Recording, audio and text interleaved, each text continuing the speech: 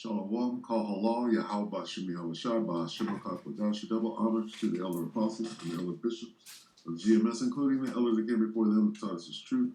Shalom, all the salutations to all the brothers out pushing the word of truth and in sincerity, the hopeful elect tabernacle of David, the Akwat that are listening and learning, being a pillar of rest, the 144,000, the 1/3, the hopeful elect of Israel. All right, so this is just a quick, hey, yeah, you should be able to see things are speeding up terribly. And I mean that explicitly. Things are speeding up terribly. This is 2 Ezra 15 and what? Let's just read 18. For because of their pride, the city shall be troubled, as in Jacob's trouble. The houses shall be destroyed, and men shall be afraid. We're in this time right now. And things are happening, one right on top of the other. There's little psyops and situations and weather calamities and, threats and wars and rumors. And the war is escalating crazily because you have to qualify the fact that the Most High sped up the time. So this is Matthew 24 and what? Quick one. And accept those days. Matthew 24 and 22. And except those days should be shortened. What does that mean? That means time is speeding up. Most High is shortening the days, right? When I was in the middle 70s, we would have a summer vacation, and it seemed to me, as it probably does for all children, right? I was a child then, but it seemed like summer vacation went on for like 2-3 years, right? And it was a couple of months, but it seemed like forever. And now a week goes by and it seems like a day. Now that could be an age thing, but our thoughts are not the Most High's thoughts. And, you can't even begin to conceive, to be able to understand or think like it. So you accept this for what it is. Except those days should be short and there should no flesh be saved. But for the elect's sake, what? For the elect's sake, what? Those days shall be shortened, meaning time is going by faster. So when these things happen, these events, if you will, because this devil has got a series of events that are coming down the pike, right? And now he's throwing everything that he's got, right? Because he knows what? Those days shall be shortened. What is that dealing with? It's dealing with time, right? And the devil's time, what? What about the devil's time? Revelation 12 and 12. Let's see what's going on with this devil's time. All right. Revelation 12 and 12. Therefore rejoice, ye heavens, and ye that dwell in them. Woe to the inhabitants of the earth and of the sea. For the devil is come down unto you having great wrath. So he's coming with great wrath, but it tells you why. Because he knoweth that he hath but a short time. Why does he have but a short time? Days up on him. So what? Why did he speed the days up? And this devil understands that his time is short because if the Most High didn't speed up the time, what? There shall be no flesh left. And except Matthew 24 and 22, again, and except those days be shortened, there should be no flesh. There should no flesh be saved. What does that mean? That means this devil will kill everybody. His own people, himself. If left to his own devices, which we're not ignorant of, this devil will kill even himself. Right? He's the destroyer. Right? He's the Most High swore. And very soon, there's not going to be a need for this devil to deceive and and to punish the children of Israel, right? Because we're not going to break any of the laws, and where there is no sin, where there's no law, there is no sin. What are the wages of sin? Death. So death is going to be swallowed up. There's no more need for this devil. All right, Salaki. Drinking my watermelon. My wife is doing an exceptional job. Anyway, so yeah, the time that we're in, if you're not paying attention, as everything falls apart, you're going to be overwhelmed here in a minute. And what men shall be what? We're here now. What is it? 18. Men shall be afraid. 2 Ezra 15 and 18, for because of their pride the city shall be troubled, the houses shall be destroyed, and men shall be afraid. Okay? And we're at that time. Skeletor here at Full Spectrum Survival 5 hours ago. Worldwide emergency declared. Right? And now you have NATO falling apart. Okay?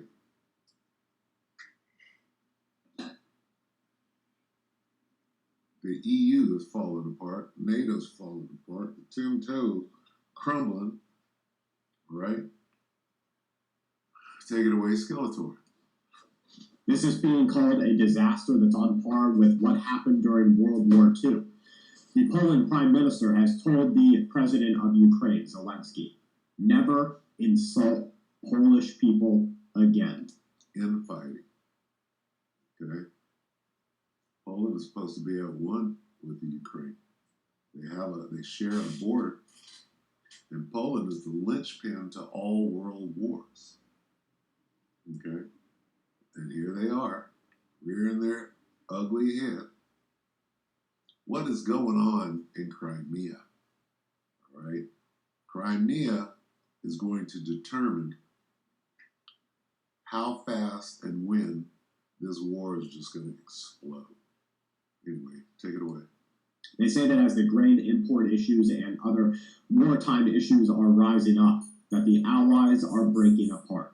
This is exactly what Russia wants to see, and you can bet that Russia is going to do what's necessary to continue imposing this type of stress on the Allied countries. Now, this is breaking information as it comes out. Defense Department officials are warning that the U.S. military does not have a large enough stockpile of the cluster-armed ATACMS missile system.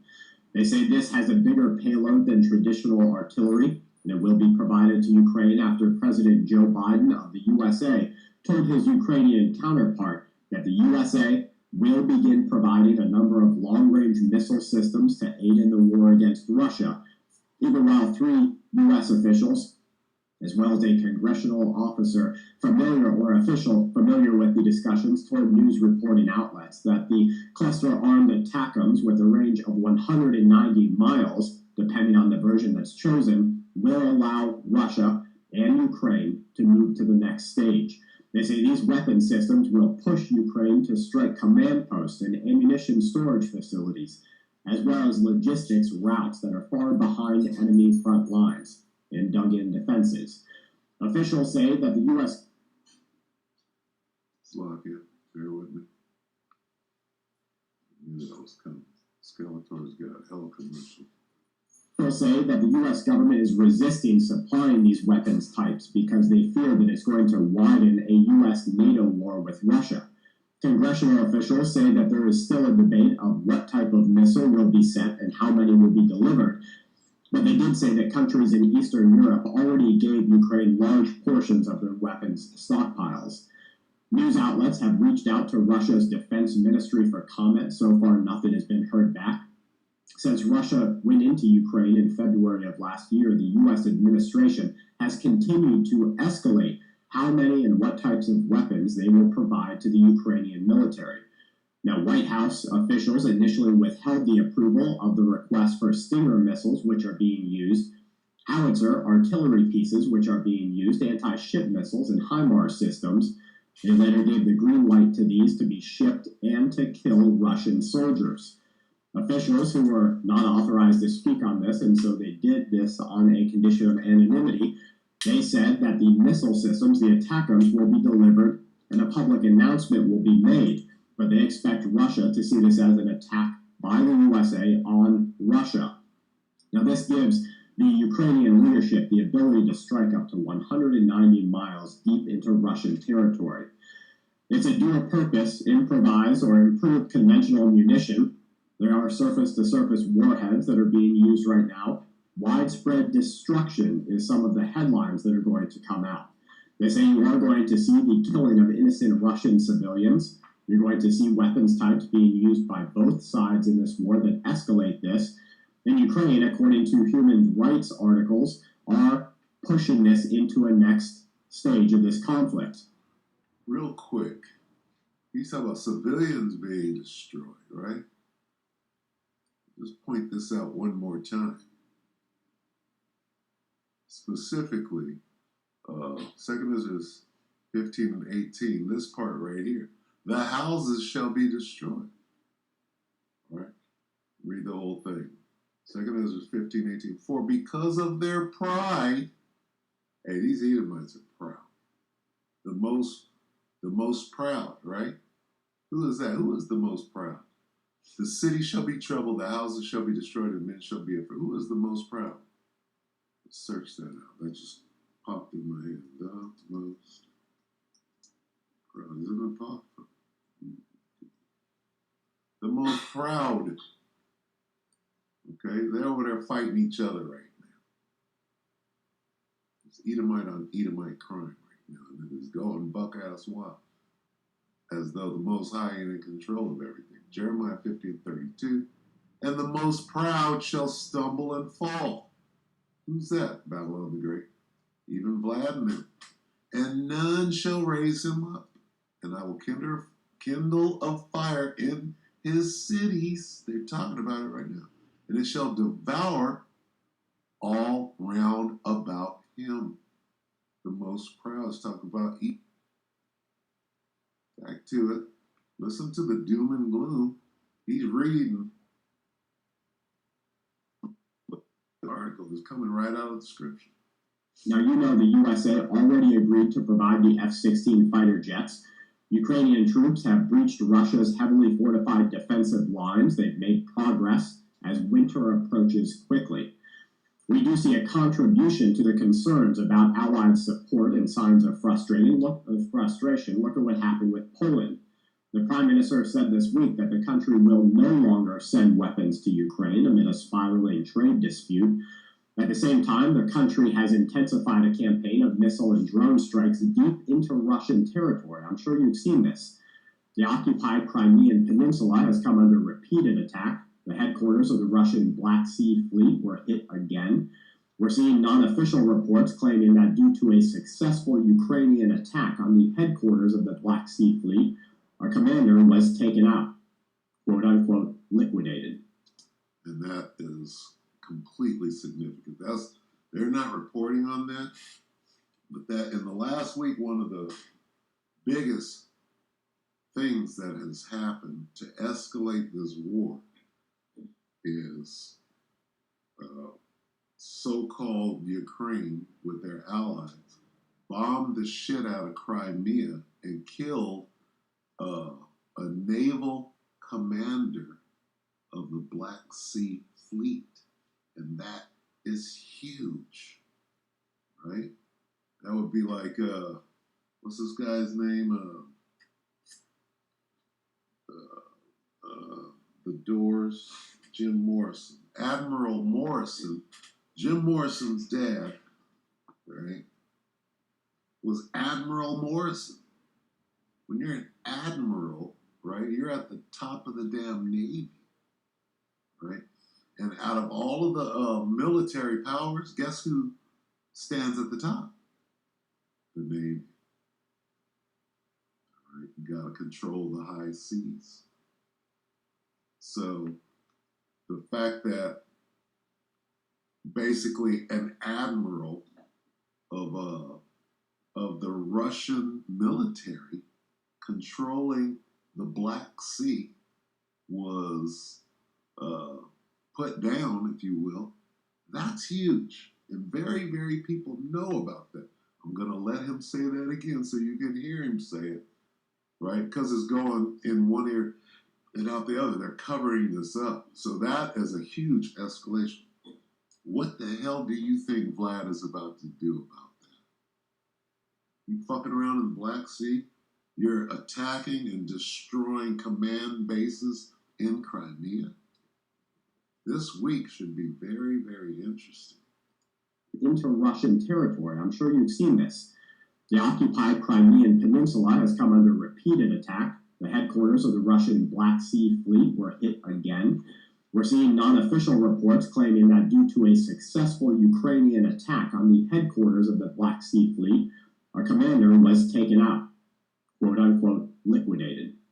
It's one of the admirals there. We saw videos of storm shadows hitting directly on the cabinet.